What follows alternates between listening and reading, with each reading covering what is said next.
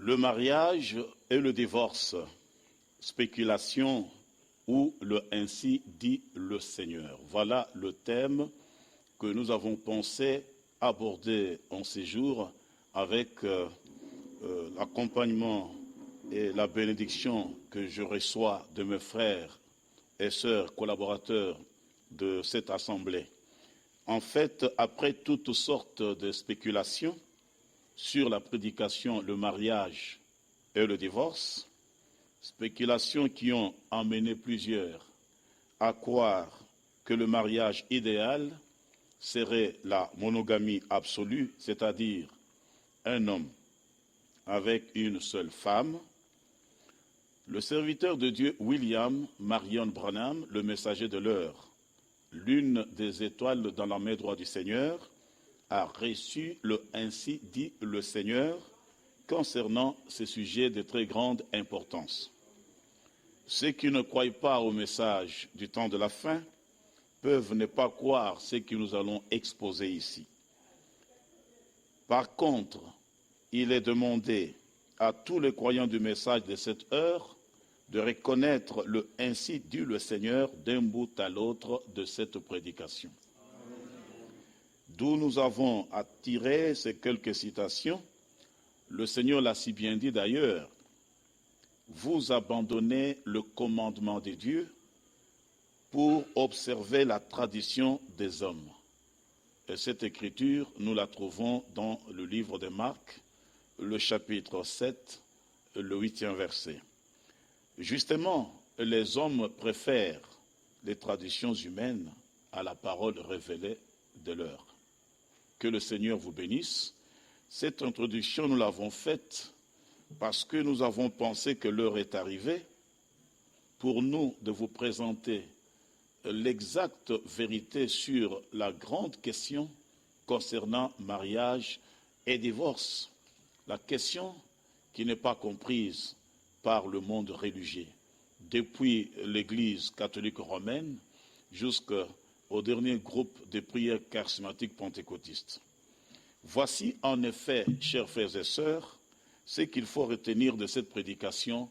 Nous avons, à titre de rappel, cité mariage et divorce. Au commencement, l'homme et la femme étaient égaux. Après le commencement, l'homme est devenu le chef de la femme, selon le livre de Genèse, chapitre 3, verset 16. Il s'agit ici, bien, chers frères et sœurs, de n'importe quel homme. Pas de différence du tout. Médecin, chauffeur, diplomate, politicien, général, roi, gouverneur, pasteur, évêque, diacre, et j'en passe. Il s'agit de l'homme. Sentinelle, sportif, choriste. Il s'agit donc de l'homme, c'est-à-dire de n'importe quel homme. Dans 1 Corinthiens chapitre 11, le verset 3, c'est tout homme qui est le chef de la femme. Il ne faut pas faire la différence en disant par exemple, tel homme est chef de la femme et tel autre non. Il s'agit de n'importe quel homme, mes frères.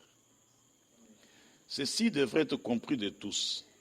Après le commencement, dans l'Ancien comme dans le Nouveau Testament, l'homme est la tête de la femme.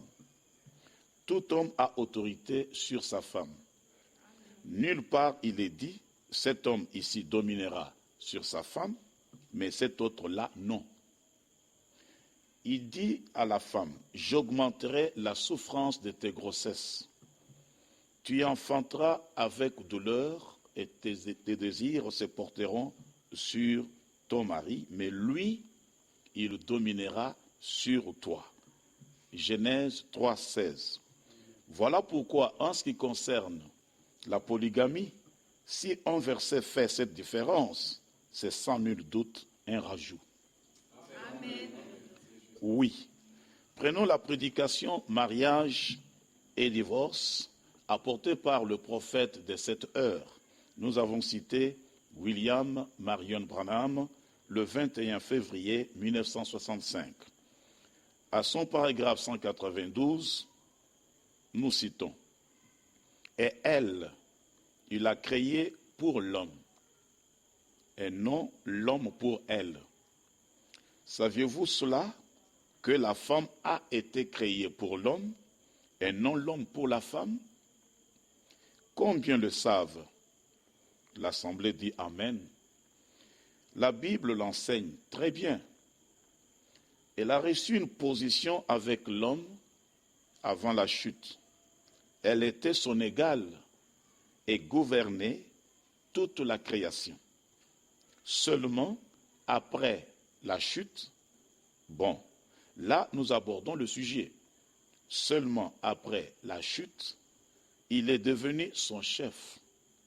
Elle doit demeurer dans le silence sur toutes les questions maintenant. Après que le commencement original est terminé. Le paragraphe 66 de la même prédication. Alors, si tel est le cas, il y a deux écoles de pensée chez nous sur le mariage et le divorce. L'une d'elles, donc, affirme qu'un homme peut se marier seulement une fois, à moins que sa femme ne soit morte. Et ça, c'est une des questions. Mais si on se conforme à ça, on va au-delà de bornes. Et l'autre, elle, c'est-à-dire la deuxième école, affirme, si la femme ou le mari, n'importe lequel de deux, a commis adultère, n'importe lequel de deux peut répudier et se remarier. Vous vous retrouverez au-delà des bornes avec ça. Deux alliances. Nous sommes donc après le commencement. Au paragraphe 198, il s'agit de deux alliances. Voilà qui clôt, sinon qui met fin à la période appelée le commencement, dont Jésus disait, au commencement, il n'en était pas ainsi. On a une autre alliance. Remarquez, c'est une autre alliance. Maintenant, il y a une alliance pour le produit et une pour le dérivé. Remarquez, la chute a entraîné dans la détresse et la mort toutes les créatures de la création. Et cela entraîne un changement dans toute la nature.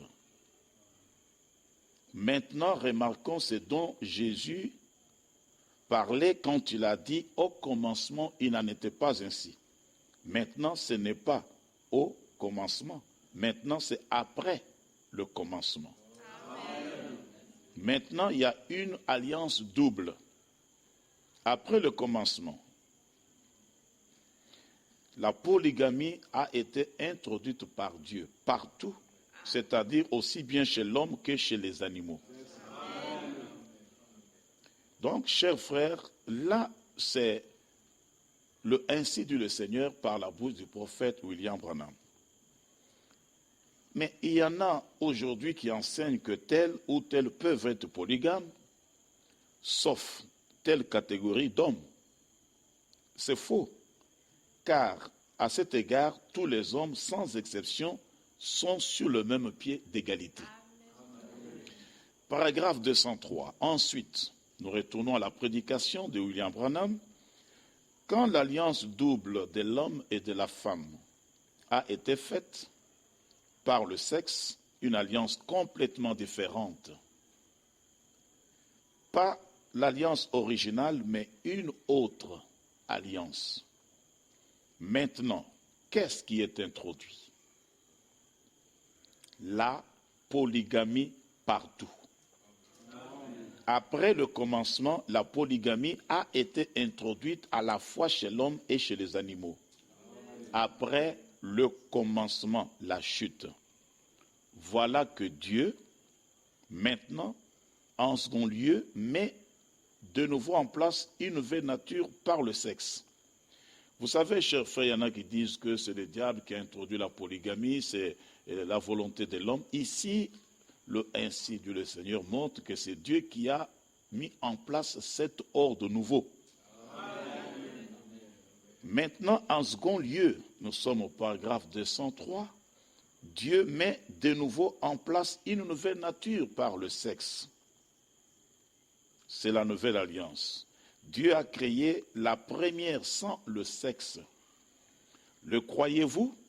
Amen. Oui, ici aussi chez Branham Tabernacle, l'Assemblée a dit Amen. Maintenant, il s'agit d'une autre alliance avec la nature. C'est vrai. Il la met à un autre rang par le sexe. La deuxième alliance, 2 points, un mâle et de nombreuses femelles. Un cerf, tout un harem de biches. Pas vrai? Un taureau, tout un troupeau de bétail, de vaches. Amen. Un coq, une basse-cour pleine de poules. Amen. Pas vrai? Alors, j'aimerais marquer une pause. Qui a été chez le coq pour enseigner la polygamie? Est-ce le missionnaire Jean Dianda? Qui a demandé au taureau d'avoir plusieurs femelles, chacun d'eux? C'est pour vous dire que ce n'est pas l'affaire d'un homme, c'est la nature qui se trouve dans toute la création pour le moment. Amen. Un David, selon son cœur, avec 500 femmes. Il était un dirigeant, David. Et 100 enfants qui lui naissaient chaque année. Des femmes différentes. Un homme selon le cœur de Dieu. Un Salomon avec 1000 femmes. Aujourd'hui, si quelqu'un n'en a que 2, on pense qu'il a exagéré. Un Salomon avec 1000 femmes. Mais remarquez là, au commencement, il n'en était pas ainsi. Mais maintenant, on est après le commencement. Donc les gens qui enseignent la monogamie absolue, ils se réfèrent au commencement comme si nous étions encore au commencement. Et pourtant, le Saint-Esprit insiste du début à la fin de cette prédication pour dire que quand le Seigneur dit au commencement, il n'était pas ici, c'est correct. Mais si on veut appliquer la monogamie absolue aujourd'hui comme si on était au commencement, il faut qu'on tienne aussi compte du fait que le Seigneur dit par la bouche de son prophète, mais maintenant nous ne sommes plus au commencement. La femme a fait cette chose-là, alors elle devient simplement ce qu'elle est maintenant. Vous voyez? C'est ça. Alors, nous voulons rappeler ici ceci, que après le divorce ou la séparation, la femme n'a pas le droit de se remarier. L'écriture est là. Ignorez vos frères, car je parle à des hommes qui connaissent la loi. Que la loi exerce son pouvoir sur l'homme aussi longtemps qu'il vit. Ainsi, une femme mariée est liée par la loi à son mari tant qu'il est vivant. Mais si le mari meurt, elle est dégagée de la loi qui l'a liée à son mari. Si donc du vivant de son mari elle devient la femme d'un autre homme, elle sera appelée adultère. Mais si le mari meurt, elle est affranchie de la loi, de sorte qu'elle n'est point adultère en devenant la femme d'un autre. L'écriture est celle de Romains, chapitre 7, du verset 1 au verset 3. Maintenant, le missionnaire Jean Dianda pose cette question à tous ceux qui suivront cette bande. Combien de femmes et combien d'hommes vivent dans l'adultère aujourd'hui? Sous cet aspect-là, tout homme qui a ses bons sens en place n'épousera jamais une femme dont le mari est en vie.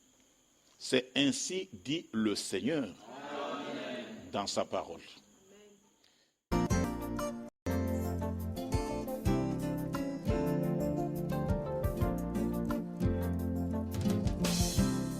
Ton amour me contraint, je m'approche à toi.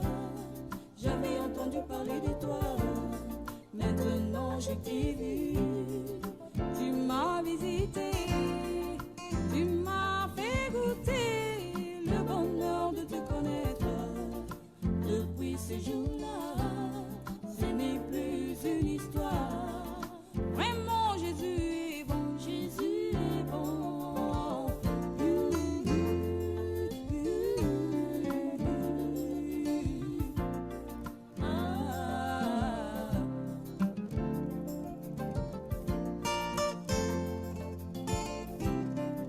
Ton amour me contraint de croire en toi.